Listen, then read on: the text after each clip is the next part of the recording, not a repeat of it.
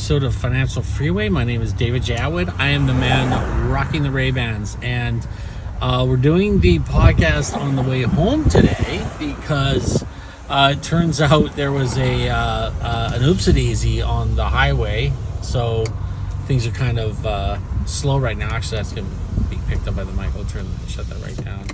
But so I thought, while I've got the time, I'd actually go through and have a little chit chat with my subscribers. I got 2 now, so I'm very excited about that. Thank you so much, you two. I did do a show this morning, but something happened and I lost the footage on it. So I've almost got it dialed in. I'm pretty happy with what's been going on so far. I don't know why it shut down this morning, but we'll try again, see what happens with today. So today was an interesting day. I've been looking for my dream property for a long time, and I keep hitting roadblocks. And it all started in I've been wanting this certain type of property for a lot of years, and the property is basically lots of acreage, log cabin, very specific about the log cabin, and outside of the city, so you have a little bit more solitude, a little bit more peace and quiet. It's kind of what I'm looking forward to in the coming years. So I've been constantly looking, and in 2021, right after, we're still kind of mid-COVID kind of thing. What you doing, buddy? You can go all the way. You can cross that road. There you go. About 2021, COVID was kind of, subdued, calming down a little bit. But in 2021, I put an offer in on this place, and I got outbid by $500,000. I think it was, yeah. Like, I put an offer in of, it was $400,000.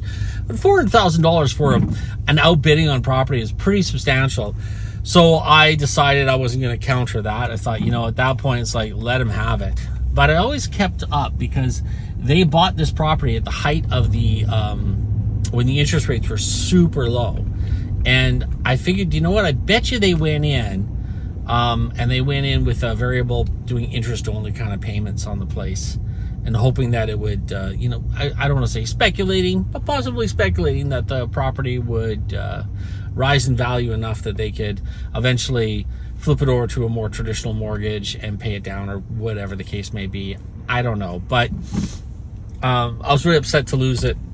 It was 5 beautiful acres. I might have even talked about this before on the podcast. 5 acres. It had not just a log cabin for the main house, but it had another log cabin for looked like a school room, like where they actually did like some sort of a daycare center. Then there was another log cabin, little tiny one, that was just a bunkhouse, so there was no running water in it. So it was just basically a room, but it looked really nice the way they had set it up. Plus, there was a log cabin that was built into a garage, and above the garage was a gym, and behind the garage in the same log cabin was an Airbnb, it was a single bedroom, 2-bedroom Airbnb. And I was looking like, the Airbnb could pay for the mortgage on this property. So I fell in love with it. There was also a river that went through the property. I was like, oh, I'm in love. The river was riparian, which means it has to be ecologically protected, environmentally protected. So when you are doing any work in your yard, you got to make sure you're not going to affect the river, which means so do your neighbors. And right behind the property was an ecological preserve, so no development. So it was everything I wanted. And I got outbid. It sucks. But I kept in mind, I said, I think they overpaid for this property. I think they were just aggressively trying to buy it. And at the time, properties were still pretty cheap. So money was cheap too. So they bought this place. I think they paid too much. And when the interest rates went up because they're on a variable rate, now they're trying to sell it. And they're trying to sell it for what they paid for it, which was 2.1.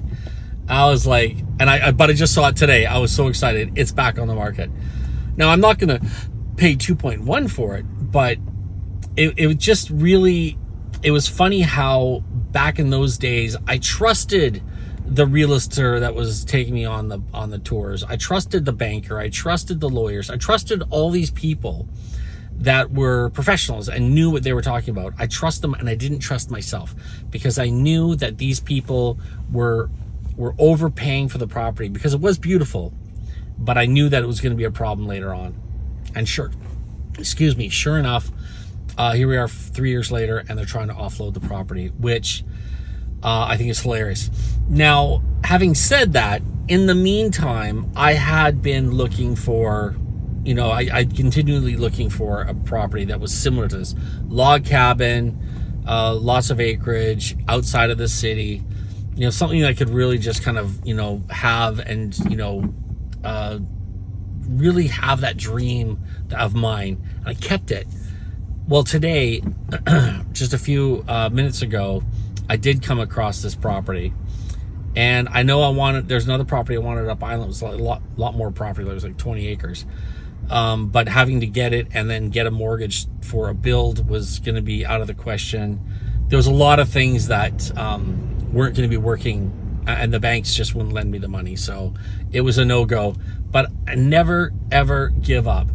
And today, about 4 hours ago, a property came on the market, and it is pretty close to what I want. So we're going to be aggressively pursuing it. The point is that this property is just as big as the dream property I had. It has a log cabin on it. It has some other revenue producing buildings on the property. Got a nice big workshop, so I could use that to store my toys in, which is nice. Double garage, so lots of room for my toys. And the thing is, it's about $1 million cheaper. So if you want something, if there's something that you really want out there in the world, it's really important to keep focused on that vision and keep looking. And even when people are telling you, no, it's not going to work, it's just not going to happen because fill in the blanks.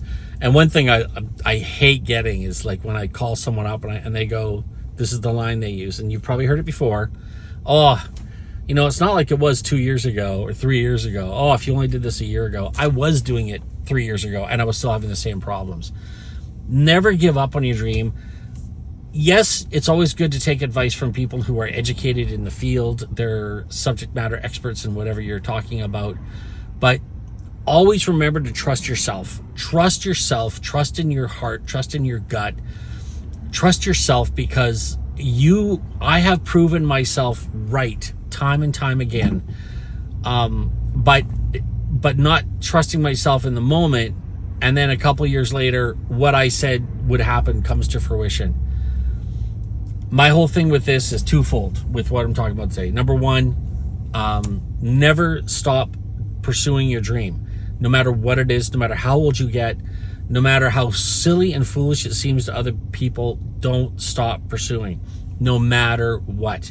Because eventually, if you keep focused on the vision of where you want to be, and you keep focused on what you want out of life, eventually what's going to happen is there's going to be a crack in that impermeable wall. There's going to be a crack and a slight little opening where you're going to be able to find a way to get through and get in.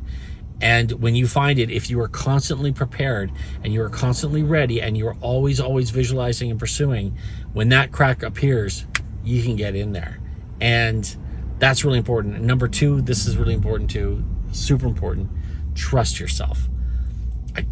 I have stopped listening to the so-called experts.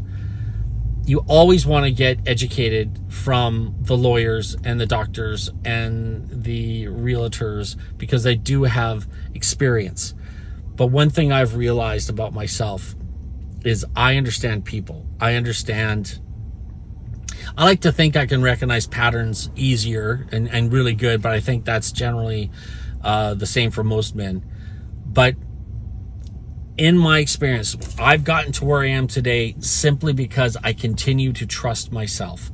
And I've trusted myself when other people said this is not a good idea. And here I am now, about to pick up another piece of property, possibly. I'll keep you guys informed. But even my real estate agent was giving me a hard time. It's like, they're like, don't you have enough? Isn't this good enough? Like, no, I'll tell you when I've had enough. But that's what's going on today. I think it's really important. Have faith in yourself. Have faith that, just because somebody is a lawyer doesn't mean they're an expert in what you're dealing with at the moment. They may have a good idea and they have a lot of experience, but they might not be an expert on what you're going through and your personal perspective. I have to back it up with constantly saying, get educated, make sure you trust the people that, you go after the experts in the field, the professionals. But sometimes people have their own slanted view of life, their own prejudice, their own experiences that may not have been, might have been less than positive, that they're using as a basis for their thoughts and their ideas. Anyways, folks, I'm going to cut it off there. Traffic is at a standstill. And it's getting cooking hot in the car right now. Beautiful day out there. What is it? 20 degrees out right now and the sun's shining. It's awesome. Thank you so much for watching. If you're watching me on YouTube, make sure you subscribe. And if you haven't already, check out financialfreeway23.ca. We are not pumping out as much blog stuff as I was in the beginning for a variety of reasons, but still we are doing it. So make sure you check it out. And as I always say, make sure you spread the good word. Spread the knowledge that we're trying to send here. Because our goal here at Financial Freeway is to make sure that everyone in the world understands that they have an inalienable right to live a life of success and abundance. No matter where you are in the world right now, I hope you're having a wonderful day. God bless.